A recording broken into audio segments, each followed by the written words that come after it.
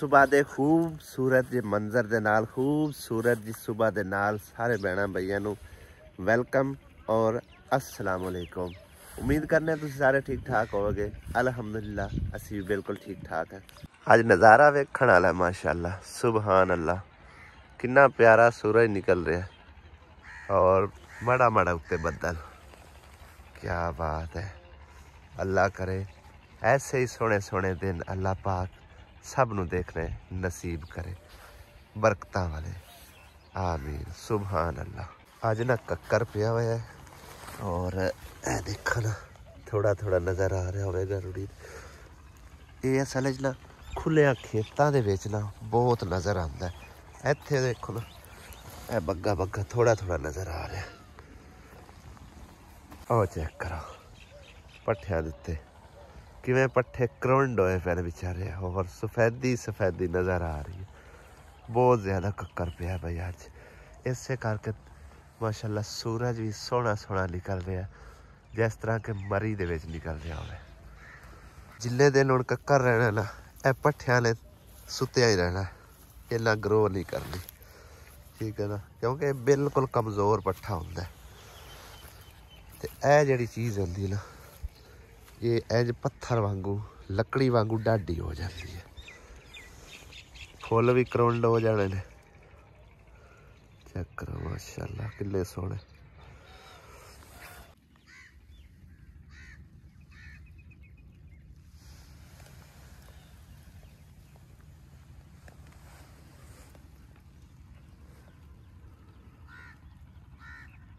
त्रेल के बजाय ना कक्कर नाल इंज लगता है कि बिल्कुल सुक्के पे हैं पट्ठे, लेकिन ना हाथ लाया ना इंज है जिवें बर्फ निरी हुई पई है, उत्ते पानी बिल्कुल नज़र नहीं आता। कल काफ़ी नज़र आ रहा लेकिन अज नहीं नज़र आ रहा। ए वड्डे पत्ते ने इन्हां ते थोड़ा बहुता हैगा। शबनम पई है माशाअल्लाह। अल्लाह तुहानूं थोड़ी जी होर सैर करवा के लियाइए खेतां दी। शबनम पई हुई सोहनी सोहनी नज़र आ रही सी। ए देखो इन्हां पट्ठियां दा हालात देखो तुसीं, बिल्कुल करुंड होए पिया। सानू पाला लगता है तो इन्हां शोधियां नूं भी लगता है ये सब तो कमज़ोर पट्ठा पाया जाता है पूरे साल दे अंदर। यानी कि ज्वार मकई बाकी जिले पट्ठे ने उन्होंने सारिया की निस्बत है बरसीम का पट्ठा जिहड़ा ना बिल्कुल कमज़ोर है। देखो ना ये नहीं बर्दाश्त करता, ना ज़्यादा धुप बर्दाश्त करता है ना ज़्यादा ठंड बर्दाश्त करता है। जदों धुप पैनी सुक जाना, जदों ज़्यादा ठंड पैनी उदों भी इस तरह इन्हें कट्ठिया हो जाना, करुंड हो जाना बिल्कुल। तो यह कर्मां वाली जिहड़ी है गंदम, इनू तो याद थोड़ी जी कक्कर शक्कर पवे तो ये उठती लगी आती है। थोड़े दिनों तक इंशाअल्लाह ताला तुहानूं दिखावांगा इन्हां रिजल्ट। बहुत ही ज़बरदस्त रिजल्ट कढ़दी है जदों कक्कर पैंदा होवे खास तौर ते, क्योंकि कक्कर इहदे वास्ते इंज है जिवें खाद हुंदी है। बूटा लमलेट होया पिया, उत्ते फुल भी लगे खड़े ने माशाअल्लाह किन्ने प्यारे प्यारे, और बीज भी लग गए ने इहदे च। है देखो ना ये सरसों है, राया जिन्हों कहते, बल्कि राया नहीं हैगी, ये कौड़ी सरसों। तेल भी यदा निकलता है तकरीबन, और खल भी बनती। खल जी ज़्यादातर नहीं मतलब एक जानवर खाते, लेकिन तेल जो इहदा ना बहुत ज़बरदस्त किस्म का निकलता है। सब तो हैवी तो साफ सुथरा तेल पता है किस चीज़ का निकलता है, वह भी तुहानूं मैं अज बूटा दिखा ही देवां। जी ए गोभी है ना इनका तेल ठीक निकलता है, यानी कि मिठा तेल इनका समझो होंदा है, ठीक है ना। बंदा अगर तोड़ के खा भी लवे ना तो भी मिठी है, अगर इनका तेल होवे ना तो वह भी समझो कि ना मिठा मिठा जो होंदा है। बाकी जो ना उनके ज़्यादातर कुड़ैस जी होंदी है। तो चलते हैं जी घर हो खेतों खेतों का नज़ारा दिखा लिया, सूरज निकलता नज़ारा दिखा लिया।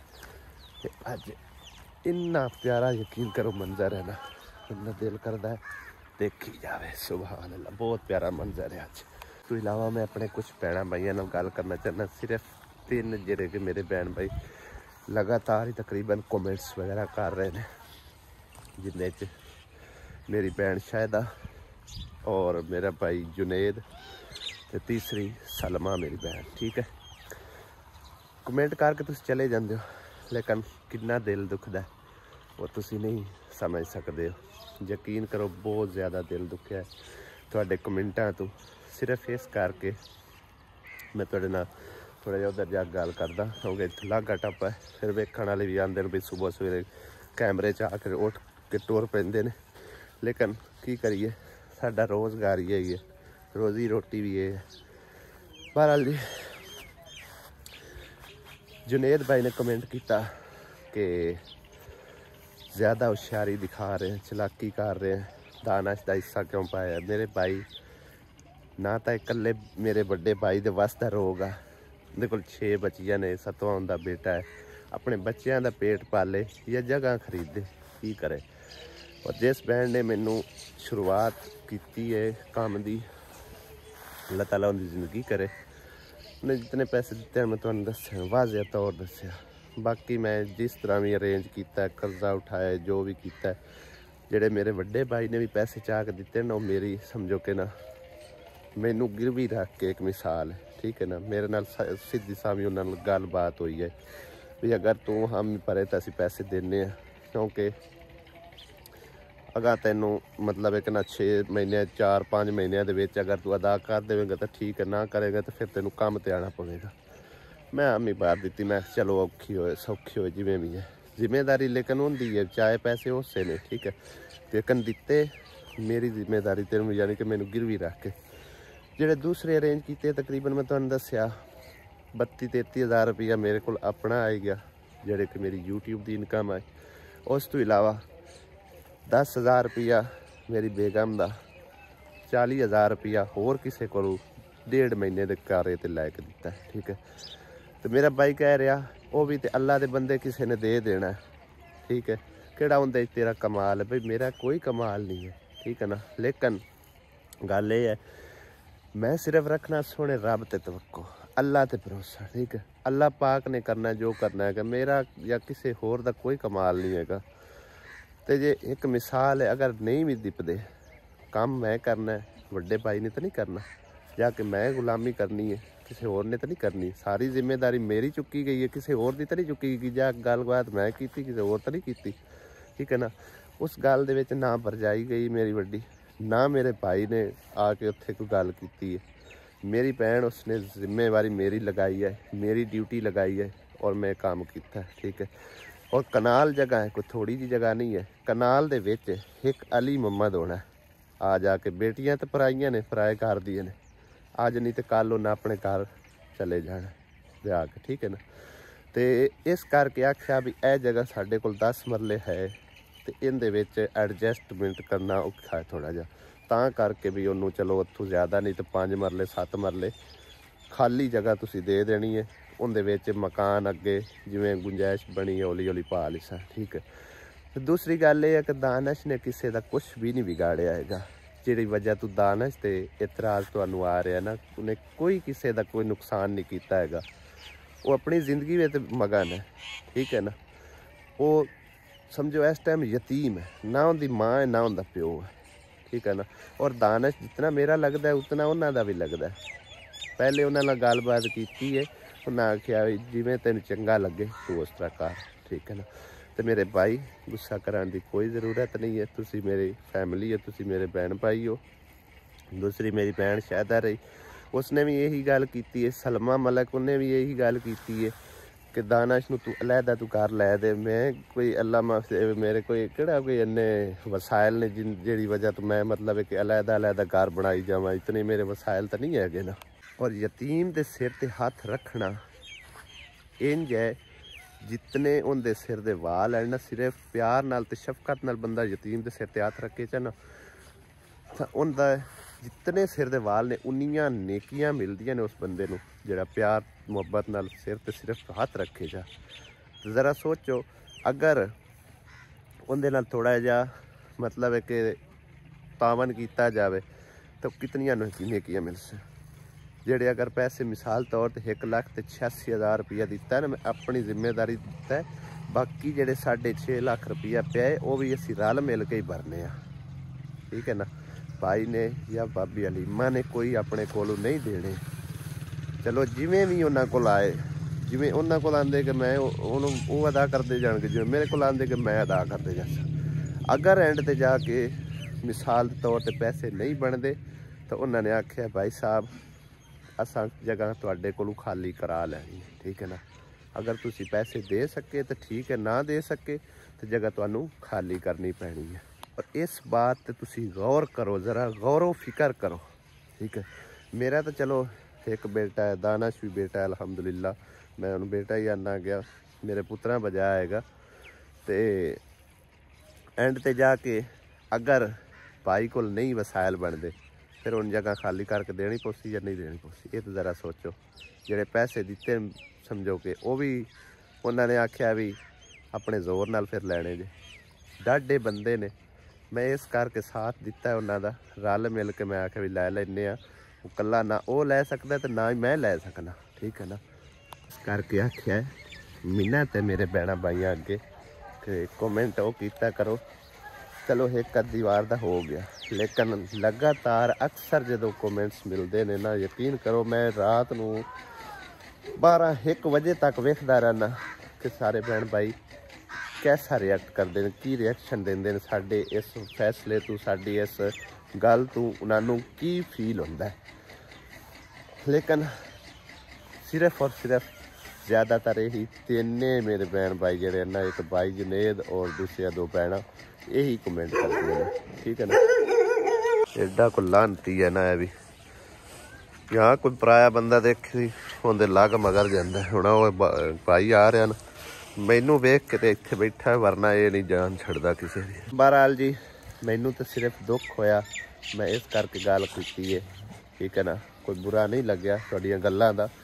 ते सारे भैन भाइयों की गुजारिश यही है, जेड़े दानश के बारे कोई ऐसा समझो कि ज़हन दे विच फतूर रख देना, प्लीज़ काट दो।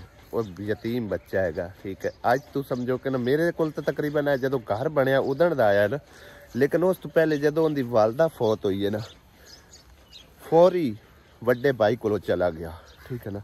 उस आख्या मेरी माँ ही है तो मेरा प्यो ही है, साढ़े नाल ज़्यादा उन्होंने जो एडजस्ट करता है, ठीक है ना।